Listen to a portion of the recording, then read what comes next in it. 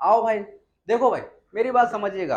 आज जो चैप्टर है वो चक्रवृद्धि ब्याज है। इससे पहले हमने साधारण ब्याज का जो है साधारण ब्याज पर आधारित क्वेश्चन हमने लगवा दिए थे। साधारण ब्याज पर आधारित जो है क्वेश्चन हमने लगवा दिए थे। अब जो हम क्या देखेंगे, चक्रवृद्धि ब्याज। सबसे पहले हम दोनों के बीच में अंतर देख लेते हैं क्या होता है।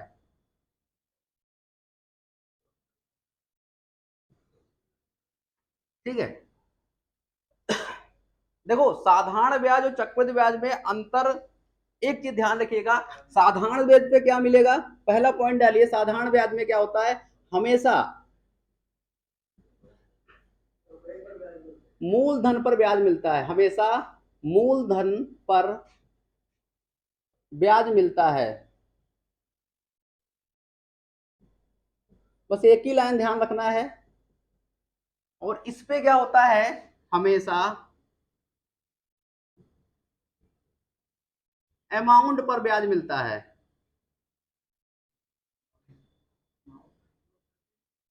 मिश्रधन, और मिश्रधन क्या होता है, मूलधन प्लस, यदि आप क्वेश्चन साधारण ब्याज का लगा रहे हो साधारण ब्याज, यदि आप क्वेश्चन चक्रवृद्धि ब्याज का लगा रहे हो तो प्लस चक्रवृद्धि ब्याज। ठीक है, तो मिश्रधन किसके बराबर होगा, मूलधन प्लस चक्रवृद्धि ब्याज। हमेशा अमाउंट मिश्रधन, ठीक है, पर ब्याज मिलता है।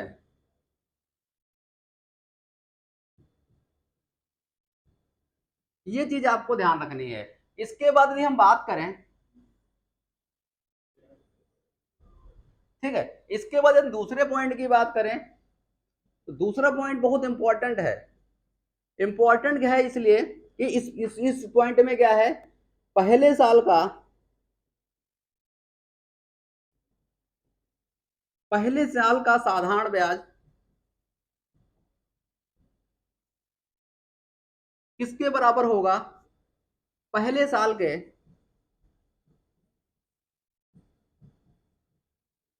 चक्रवृद्धि ब्याज के बराबर होगा।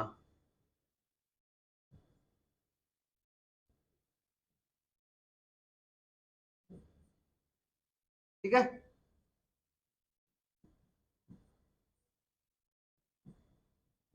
और जब ब्याज समान मिला पहले साल पर, ठीक है, जब इस पर भी साधारण ब्याज, इस पर भी जो साधारण ब्याज है, जितना साधारण ब्याज मिला उतना ही पहले साल पे चक्रवृद्धि ब्याज मिलता है, तो दोनों का मिश्रण आपस में हो जाएगा बराबर। ठीक है, कहने का मतलब ये 100 रुपये 5 रुपया मिला तो कुल मिला के 105 रुपया हुआ, और यहाँ पर भी 100 रुपये 5 रुपया मिलेगा, कुल मिला कितना हुआ, 105 रुपया हुआ। यानी कि पहले साल पर मिश्रधन आपस में बराबर होते हैं, चाहे क्वेश्चन साधारण ब्याज का हो और चाहे क्वेश्चन चक्रवृद्धि ब्याज का हो। यहाँ तक किसी को दिक्कत है नहीं है ना। ठीक है, अब देखो क्वेश्चन का, अब हिसाब किताब देखो क्वेश्चन में।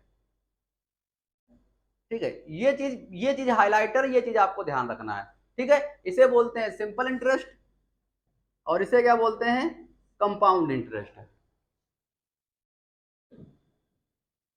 ठीक है, यहां तक आपको समझ में आया कि नहीं आया।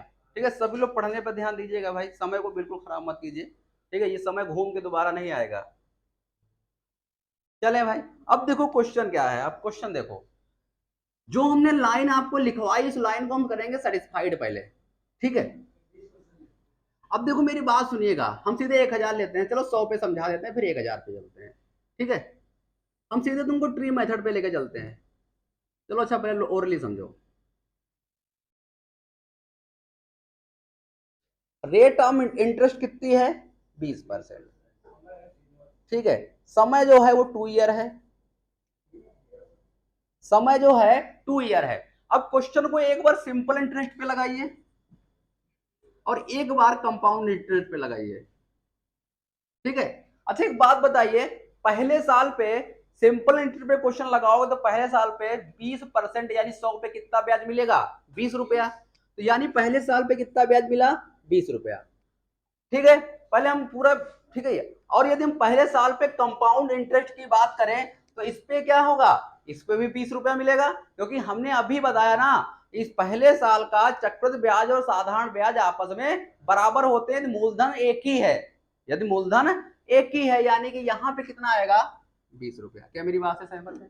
ठीक है, यानी कहने का मतलब पहले साल का सिंपल इंटरेस्ट पहले साल के कंपाउंड इंटरेस्ट के बराबर होता है। अब बताओ हमें, अब दूसरे साल का यदि हम साधारण ब्याज ज्ञात करना चाहें तो कैसे ज्ञात करोगे? फिर जो, क्योंकि ब्याज हमें किस पे मिलेगा? इसी पे, मूलधन पे। तो यहां पर भी कितना मिल जाएगा? 120 रुपया। अब लेकिन कहानी यहां पर बिगड़ती है। कहानी यहां पे क्यों बिगड़ेगी? क्योंकि वहां तो हम साधारण ब्याज पे क्वेश्चन लगा रहे थे, और साधारण ब्याज पे जब क्वेश्चन लगाएंगे तो मूलधन पे ही ब्याज मिलेगा। लेकिन अब किस पे ब्याज मिलेगा? अब हम ब्याज पे ब्याज मिलेगा, यानी कि अब ब्याज किस पे मिलेगा? 120 रुपए पर। ठीक है, अब ब्याज किस पे मिलेगा? 120 रुपए पर ब्याज मिलेगा। और 120 रुपए ब्याज कितना मिलेगा? 20%, यानी ठीक है, 5/4। भाई 4 से 5 हो जाएगी धनराशि।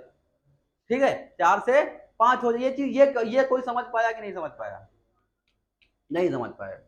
ठीक है, देखो अब जो आपका अमाउंट बना, कितना बना? 120 रुपया। अमाउंट कितना बन गया? 120 रुपया। अरे भैया आप अच्छा छोड़ो, अब मेरी बात समझिएगा। पहले तो इस पे ब्याज लीजिए, पहले आप इस पे ब्याज लीजिए। ब्याज पे ब्याज लेना, मूलधन पे तो ब्याज मिलेगा ही मिलेगा, और ब्याज पर ही ब्याज मिलेगा। तो इस पे 20% मिलेगा, तो दूसरे साल पे कितना मिलेगा? 20 रुपया। अब ब्याज इस पे भी तो लेना है, इस पे भी तो ब्याज लेना है, तो इसका 20% कितना होगा? 5×20।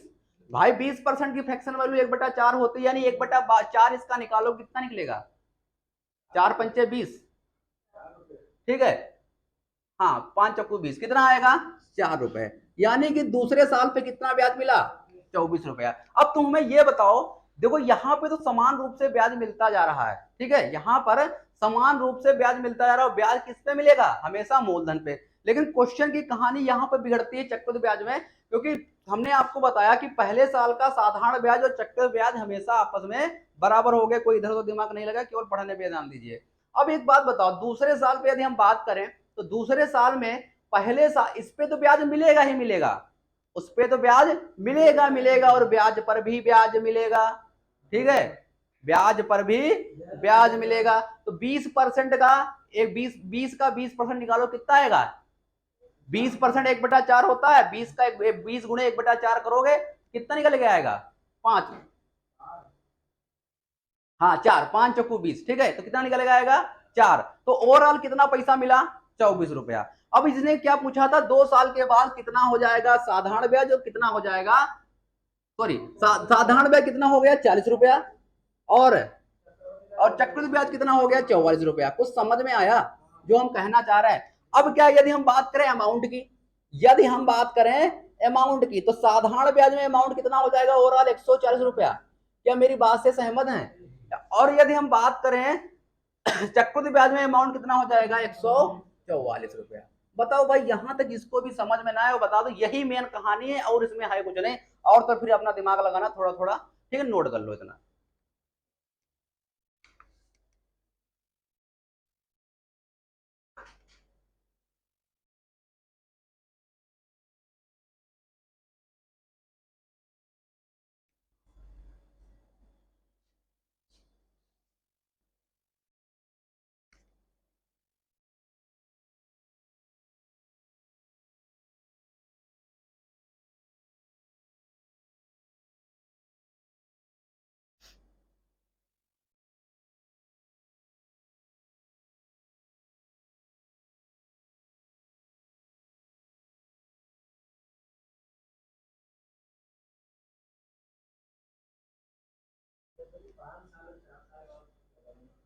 ठीक है, ये चीज आपको समझ में आई?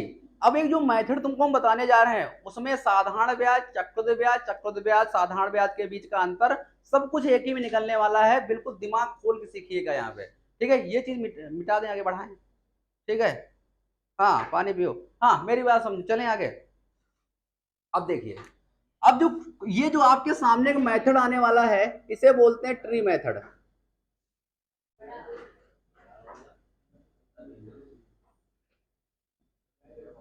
ठीक है, अब ट्री मेथड देखिए।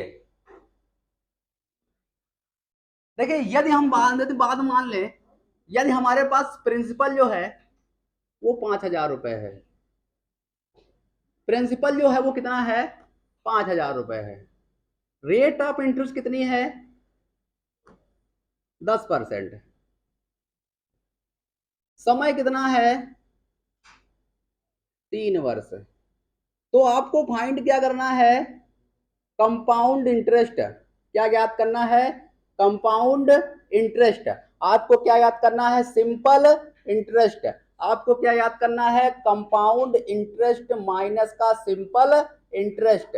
आपको क्या याद करना है, बात नहीं भाई, आपको क्या याद करना है, ठीक है, सिंपल अमाउंट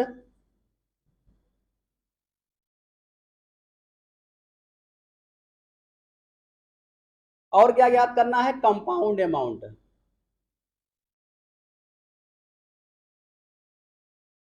ठीक है, इतनी चीजें एक क्वेश्चन से हमें इतनी क्वेश्चन याद, एक दो तीन चार और पांच चीजें याद करनी है।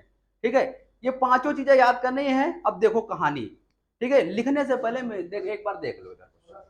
ठीक है, अब एक बात बताओ, जय हम ऐसे लिखेंगे जैसे हम लिखने जा रहे हैं। अब इस प्रकार से डंडा खींचेंगे, कितने साल के लिए, 3 साल के लिए, तो 1 2 और 3। ठीक है, 1 2 और 3, ये चीज आपको समझ में आ गई होगी।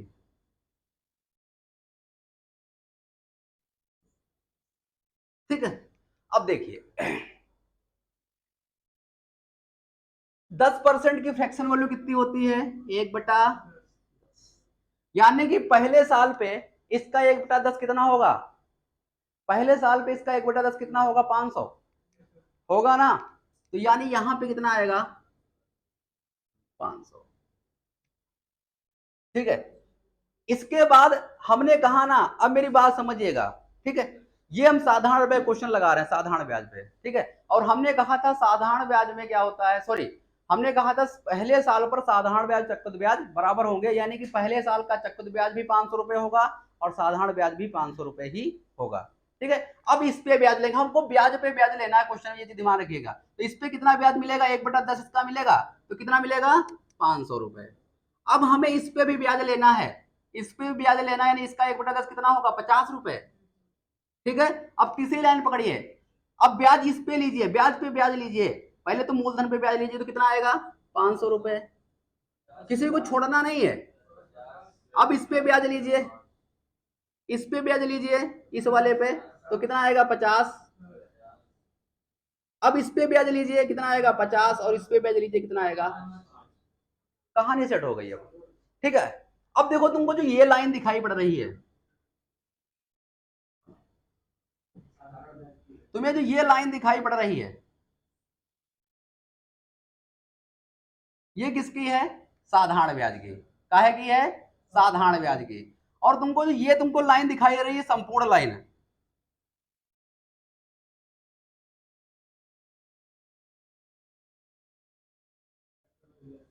ये किसकी है, चक्रवृद्धि ब्याज की। ठीक है, अब देखो हम जो जो लिखते जा रहे हैं, देखो तुम्हें जो तुम्हें दिख रहा है ना, ये लाइन तुम्हें जो दिख रही है, ये किसकी है, चक्र साधारण ब्याज की, किसकी है, साधारण ब्याज।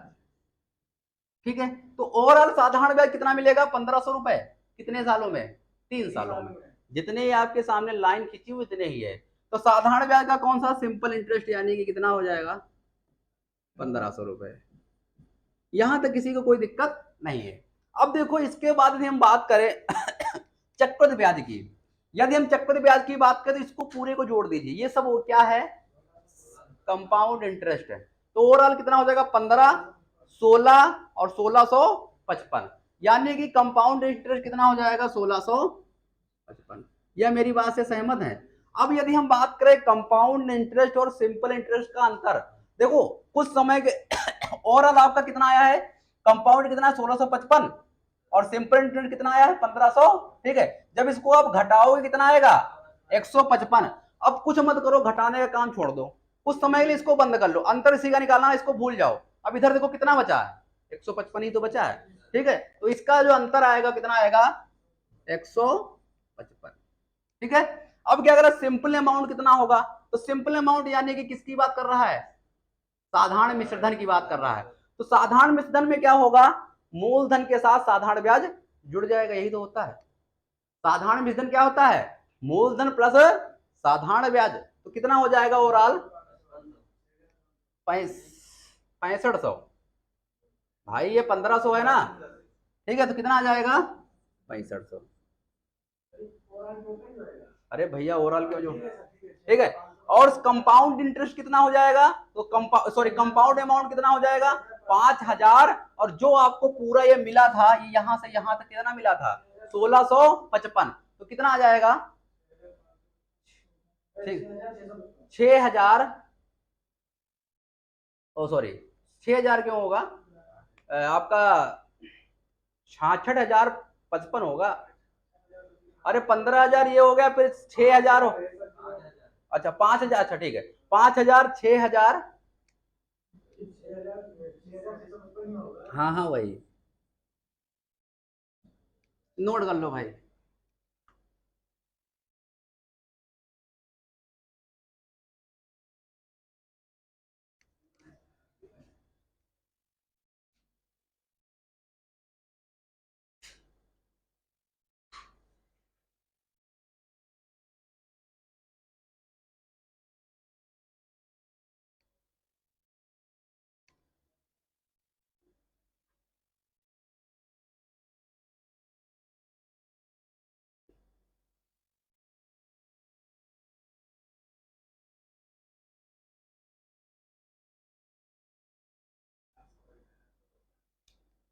ठीक है, एक बार पूरा नोट कर लीजिए, और फिर हम ये क्वेश्चन दे रहे हैं, आप लगाइए।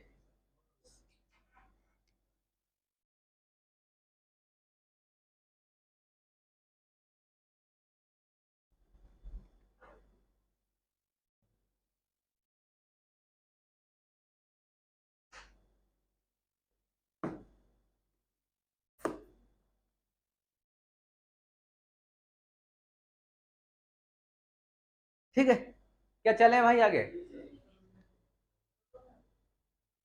जल्दी करो भाई, रुकेंगे नहीं।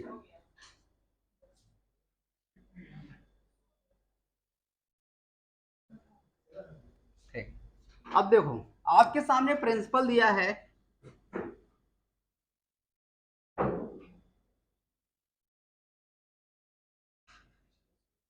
10,000 रुपए,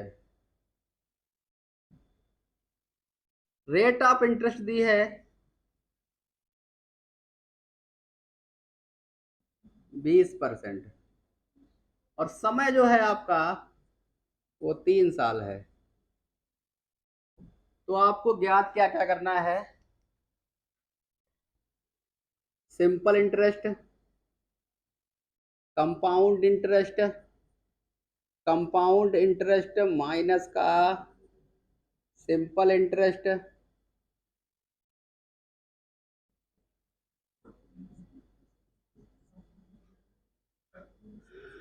सिंपल अमाउंट,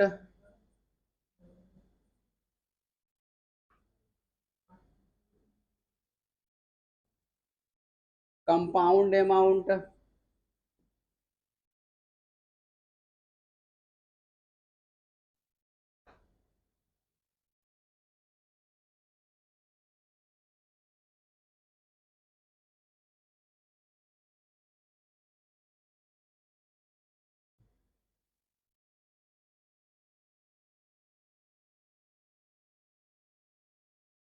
और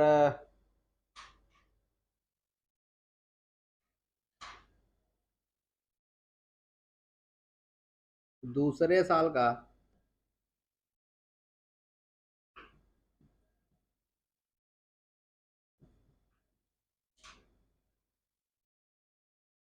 चक्रवृद्धि ब्याज। ये लाइन थोड़ा आपको गड़बड़ाएगी, लेकिन लगाओ, अभी हम बता देंगे।